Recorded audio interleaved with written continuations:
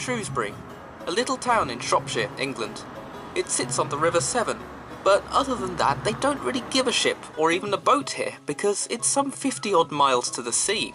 So let me show you some maritime history that's opened and closed right in the middle of town. I was waiting for my train to Wales and had half an hour to spare, so I walked along to the aptly named Welsh Bridge. Next to it is the Morris Company building, which specialise in property and site machinery, such as supplying railways like the Taliesin with lubrication oil for the engines. The more you know. But this video isn't about boring things like lubrication oil, it's about doors. The company has been here since 1869, but in the early 1920s, James Kent Morris, the son of the founder, travelled up to Liverpool to sell some of his lubrication oil. Whilst he was there, he found these rather ornate doors for sale and brought them back to put into his building. If that's not impulse buying, then I don't know what is. That's not the end of the video though, so don't go. The doors, it turns out, were from the RMS Britannic, one of the two sister ships to the RMS Titanic. For anyone who knew this already, you'll probably also know that Britannic followed in her big sister's wake and sank to the bottom of the sea off the island of Kea, Greece, after striking a mine during World War I. So, how are these doors here to tell the story? It's unlikely I'll be doing many other videos on Britannic, so here's a quick summary. Skip ahead if you're that bored.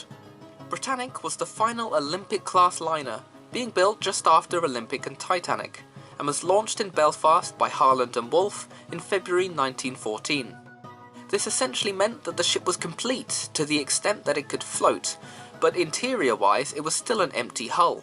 The fitting out process usually took several months to make the vessel fit to face the waves.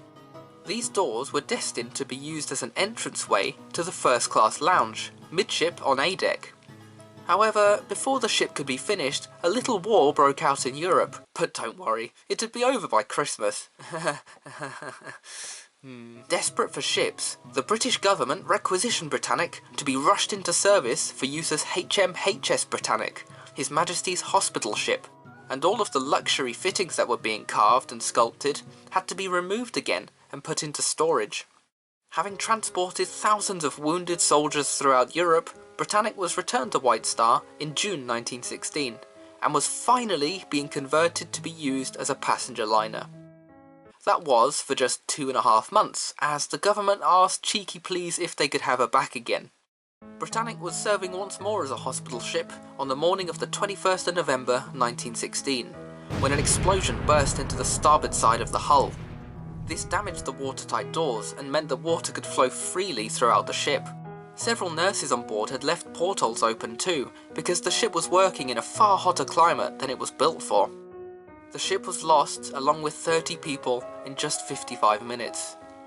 Though she saw more daylight than her sister, Britannic only lasted for 999 days in the water, and much of her interiors never saw life with their intended use.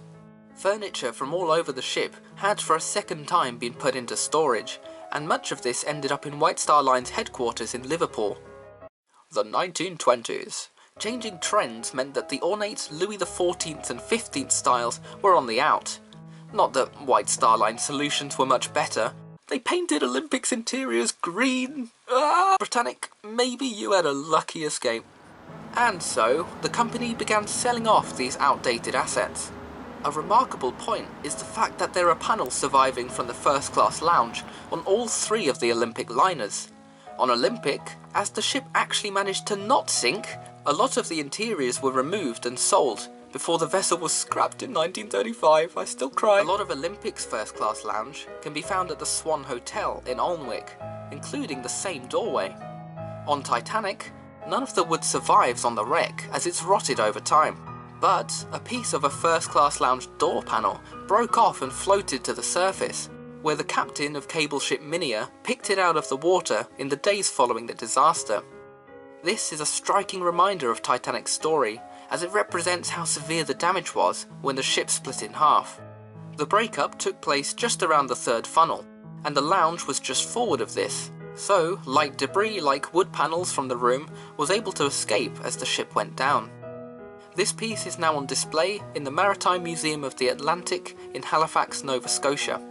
Funnest of facts, it was this panel that inspired prop makers on the '97 James Cameron film when making the floating bit of wood that Rose hogs to herself. Yes, it was definitely big enough for Jack to be on it too, but then wouldn't he just be seen as a coward anyway? I mean, the one Japanese survivor from the ship got humiliated when he went back home just because he lived. Either way, Jack had to die. It didn't matter how big the wood was. Stop crying about it. Olympic got scrapped, there are bigger things to cry about. They never actually made a full-scale set of the lounge in the film, instead recording the actors on a green screen with a miniature version of the set instead, which I just think is so cool.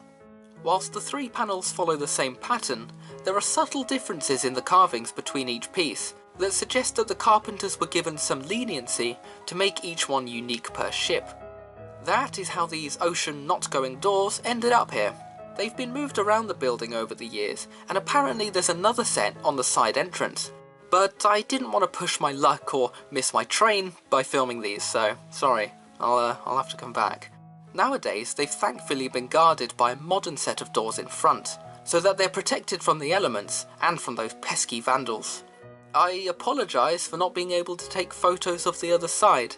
I think I'd already caught the receptionist by surprise by buzzing the intercom and saying, "I hope you don't mind, I'm just here to stand on the doorstep with a camera and take photos of the doors. Cool, cheers." So thank you to the receptionist at Morris & Co for letting me do that. As I say, perhaps I'll have to properly come back one day because this was very much in the moment. Thank you for watching this video about doors. Tune in next time where we look at this wall.